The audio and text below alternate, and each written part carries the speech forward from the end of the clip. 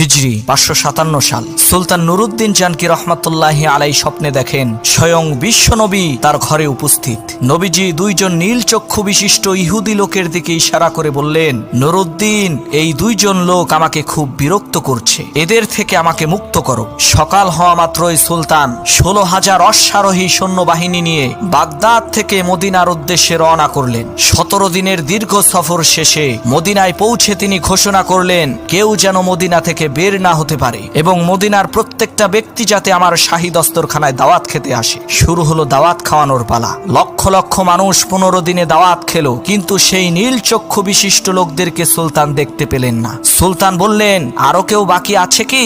একজন বলল, হ্যাঁ, এখনো 2 জন লোক বাকি আছে, তারা নবীজির রওজার পাশে ইবাদতে মগ্ন।